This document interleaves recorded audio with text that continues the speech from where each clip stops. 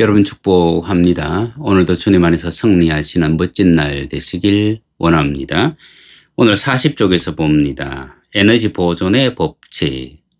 여러분, 이 에너지 보존의 법칙은 과학 중에서도 물리학입니다. 저는 신학을 전공했고, 그리고 상담학을 전공했고, 그리고 목회학을 전공했습니다. 그런데 신학과 상담학과 목회학하고 이 물리학은 상관이 없을 것 같은데, 그런데 부모의 말과 자녀의 미래에 대해서 조금 깊이 있게 들어가다 보니까 이 물리학이 필요하더라고요. 이 물리학이 정확하게 제가 생각했던 부분, 그리고 진행해 나가려고 하는 부분과 너무나 일치했습니다. 그 중에서도 에너지 보존의 법칙이에요. 에너지 보존의 법칙은 질량을 가지고 있는 것은 모두 다 에너지를 가지고 있다. 그런데 질량과 에너지는 비례한다는 얘기입니다. 질량이 무거울수록 클수록 에너지는 더 큰 에너지를 가지고 있다. 그러면 순서를 조금 바꾸어서 우리가 누군가를 사랑한다고 고백할 때, 축복한다고 말을 할 때, 여러분 우리 속에 때로는 떨림이 있어요. 그죠? 그런데 또 한편으로 내가 누군가를 욕하고 누군가를 저주할 때 그때도 내 안에 떨림이 있을 수 있어요.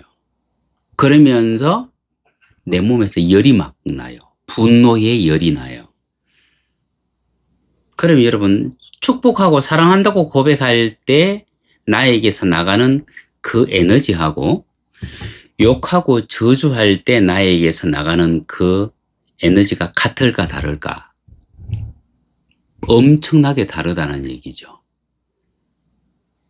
몇 배 정도 다르냐면 저는 개인적으로 한 4배 정도 차이가 난다고 생각을 합니다. 그래서 내가 누군가에게 저주를 하고 욕을 막 하고 나면 내 몸에서 열이 확 올라오고 난 뒤에는 시간이 조금 지나고 나면 내 마음이 시원해요. 내 몸도 어느 순간에 열이 내려가요. 그 얘기는 나의 그 말을 타고 내 속에 있던 에너지가 나갔다는 얘기예요. 그럼 그 나간 에너지는 어디로 갔을까? 에너지는 사라지지 않습니다. 에너지는 다만 장소를 옮길 뿐이에요. 기억하십시오. 에너지는 사라지지 않습니다.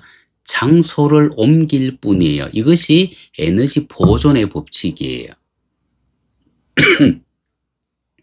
자, 그럼 여기서 또 한 가지 문제. 여러분, 우리 지구가 있습니다. 그죠? 지구의 무게는 물론 태양과 비교하면 너무나 작지만은 지구는 엄청난 질량을 가지고 있습니다. 그러면 이 지구의 그러면은 질량, 무게는 바뀔까요? 바뀌지 않을까요? 우리가 발을 딛고 살아가는 이 지구의 무게는 바뀔까? 바뀌지 않을까? 여러분, 이 지구의 전체 총 질량은 바뀝니다. 왜 바뀌느냐 하면 저 하늘 위에 있는 가벼운 수소와 헬륨이라고 하는 것은 우주로 이렇게 방출돼요. 그런데 방출되는 것 못지않게 운석 조각이 지구로 떨어져요. 하루에도 수톤씩 떨어져요. 지구의 전체 질량에 비하면 떨어지는 그 운석 조각은 사실 극히 비교조차 되지 않을 만큼 작은 양이지만, 그럼에도 수소와 헬륨이 저 지구 밖으로 증발하는 것보다, 탈출하는 것보다 운석이 지구로 떨어지는, 유입되는 그 양이 더 많기 때문에 지구의 총 질량은 계속해서 늘어납니다. 그런데 질량이 늘어나면 아까 질량과 에너지는 비례한다고 말씀드렸습니다. 그 운석 조각이 가지고 있는 에너지가 있잖아요. 그럼 지구의 에너지도 계속 증가한다는 얘기죠. 여러분, 우리가 스티로폼을 바닥에 떨어뜨리면 이거는 마찰, 충격, 마찰력이라고 하는 것이 거의 없어요. 그런데 우리가 우리 주머니에 있는 동전을 하나 바닥에 딱 떨어뜨리면 마찰이 일어나요. 마찰열이에요.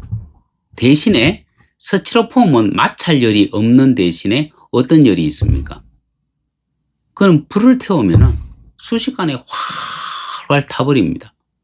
그죠? 열 에너지를 가지고 있다는 얘기죠.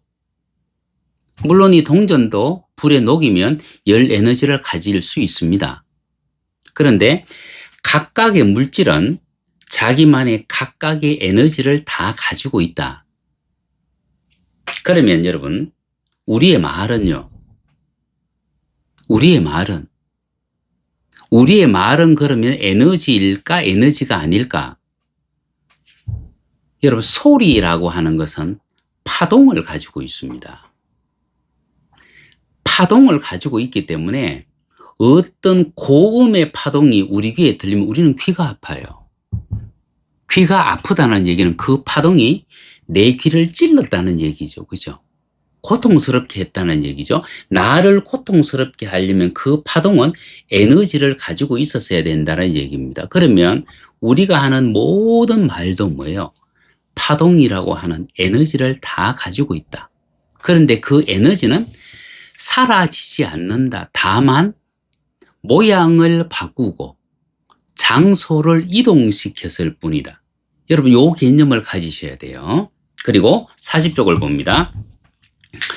다양한 곳에 다양한 힘들에게 모두 적용될 수 있는 에너지라는 개념을 도입한 그 중추적인 역할을 한 사람이 누구냐면 마이클 패러데이라고 하는 사람입니다.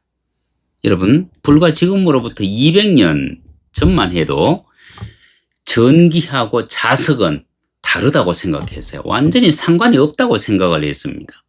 여러분, 전기는 전기선에다가 전기를 줬더니만 딱딱 어떤 소리만 낼 뿐이에요. 그리고 자기는 우리가 보통 생각한 자석입니다. 이 자석은요, 그냥 나침반 가까이 가면 이 바늘을 조금 움직이는 어떤 힘, 그리고 쇠조각을 당기는 어떤 힘이라고만 생각을 했습니다. 그런데 이 마이클 패러데이가 어떻게 했느냐 하면 전선을 둘둘둘둘 감은 다음에 나침반 가까이 갖다 놓고 전기를 연결했더니만 이게 나침반 바늘이 움직이는 거예요. 여러분, 전선은 이미 뭐냐면 고무에 감싸져 있습니다. 그죠? 전선 안에 있는 그 전기가 어떻게 밖으로 빠져나와서 이 나침반 바늘을 움직일 수 있을까? 를 생각하다가 이 마이클 패러데이는 뭐냐면 작은 자석들을 여러 개 가져와서 그 자석들을 일렬로 이렇게 수직으로 세웠어요. 그리고 그 주변에 전선을 감았습니다. 그리고 전기를 연결했습니다. 했더니만 이 자석 안에 있던 이 도구들이 회전을 하기 시작을 해요. 여러분, 우리가 집에서 사용하는 그 드라이기, 청소기, 그리고 집 수리할 때 사용하는 그 드릴, 이 모든 것이 다 이 원리예요. 전기를 가했는데 안에서 뭔가 회전이 일어난다? 선풍기도 같은 원리예요. 이 원리에서 나온 겁니다. 그래서 전기양을 많이 줬더니만 회전이 더 빨라지고 전기를 약하게 했더니만 회전력이 감소되더라. 그 얘기는 무슨 얘기냐 하면 자기력이 증가하고 자기력이 감소한다는 얘기입니다. 그때 이 마이클 패러데이가 깨달은 것이 뭐냐 하면 이 전기량과 이 자기력은 별개의 것이 아니라 같은 것이다. 그런데 다만 모양을 바꾼 것이다. 이거예요. 여러분 제가 오늘 책을 한 권 소개합니다. EMC 제곱. EMC 제곱 이것은 에너지 보존의 법칙이에요. 에너지는 질량과 속도 제곱에 비례한다. 질량과 속도 제곱에 비례한다. 그러면 여러분 같은 질량이라도 속도는 뭐예요? 제곱이에요. 속도의 제곱이에요. 여러분 우리가 축복의 말을 할 때 그 말의 속도가 빠릅니까? 아니면은 저주하고 욕을 할 때 그 말의 속도가 빠릅니까? 축복과 사랑에 대한 고백은요 부드럽게 나가요. 그런데 저주와 욕은 말의 속도가 빨라요. 속도의 제곱이라고 말씀드리지 않습니까? 그러면 저주할 때의 그 에너지는요 우리가 상상하지 못했던 에너지가 나에게서 방출되어지고 그리고 그 저주는 그 누군가에게 도달합니다. 특별히 자녀에 대한 모든 권세를 가지고 있는 하나님을 대신하는 자로서 그 자녀를 양육해야 될 부모가 하는 그 말은요 엄청난 충격으로 자녀에게 다가갑니다. 모든 권한을 부모가 가지고 있기 때문입니다. 그래서 부모를 망치는 것은 자녀를 망치는 것은 부모의 말에서부터 시작합니다. 예를 들어서 우리가 싱크대의 문을 열고 닫는다고 생각해 보자. 집안에 캄캄한 밤에 정적이 감돌고 있어도 문을 여는 동작을 하는 순간 뭐예요? 내 근육에서 문을 열 만큼의 에너지가 빠져나가요. 그리고 문이 열리면서 뭐예요? 그곳에 바람을 일으켜요. 문이 닫히면서도 그곳에 바람을 일으켜요. 동시에 그 문과 그리고 싱크대의 기둥을 연결하고 있던 경첩에 진동이 일어나요. 그리고 경첩이 쇠와 쇠가 맞물려 있기 때문에 여기서 마찰열이 일어나요. 동시에 제가 이 문을 여는 순간에 내 발은 지구를 문과 반대쪽으로 밀어내요. 물론 이것은 표시도 나지 않을 정도이지만은 밀어내는 것은 분명합니다. 여러분들이 걸음을 이렇게 걸음을 걸을 때 사실은 우리는 땅을 짚고 걷는다는 얘기는 땅을 우리가 뒤로 밀고 있다는 얘기예요. 우리가 고속도로를 운전을 쫙 하다 보면 앞에 있는 그 큰 트럭에서 작은 돌멩이가 우리가 운전하는 차로 튀는 것을 봅니다. 그 얘기는 무슨 얘기입니까? 차가 앞으로 가기 위해서는 지구를 자기가 가는 반대 방향으로 회전시킨다는 얘기죠. 물론 지구는 엄청 크기 때문에 그것을 느끼지 못할 뿐이에요. 그런데 분명히 우리는 앞으로 나아가기 위해서 지구를 우리가 가는 반대 방향으로 회전을 시킵니다. 정말 작은 회전이지만 회전을 시킨다는 얘기예요.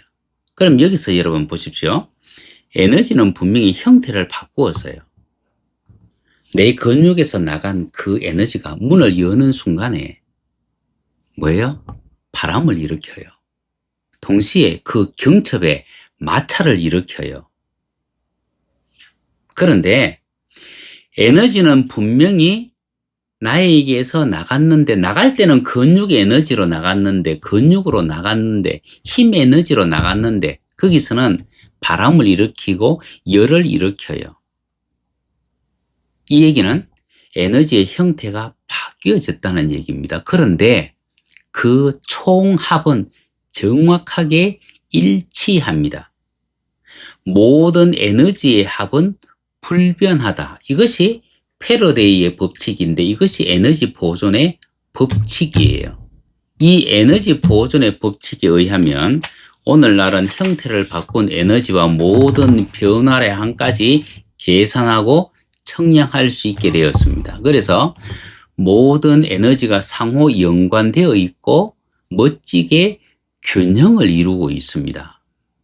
그런데 형태를 바꾸고 다른 곳으로 이동한다. 그러나 에너지의 총합은 변하지 않는다. 이것이 패러데이의 법칙 혹은 에너지 보존의 법칙이라고 하는데, 이것을 우리가 우리 자녀들에게 하는 말에 그대로 적용시킬 수 있어야 됩니다. 그리고 자신의 미래에 대해서 말을 할 때도 그대로 적용시킬 수 있어야 됩니다. 사람은 말하는 대로 된다라고 얘기했을 때 그대로 되는 이유는 뭐예요? 그 말을 하는 순간 우리 안에 있던 에너지가 그곳으로 방출되기 때문이고, 방출된 그 에너지가 주인의 말을처럼 그렇게 길을 만들어가기 때문입니다. 여러분 꼭 기억하십시오. 이 책에서 하는 내용 중에 어쩌면 가장 중요한 내용이고, 이것을 꼭 여러분들이 기억하시고 염두에 두셔야 이 뒤에서 되어질 이야기들을 여러분들이 이해할 수 있고 용납할 수 있고, 또한 여러분들의 자녀를 위해서 어떤 새로운 각오와 다짐을 할 수 있습니다.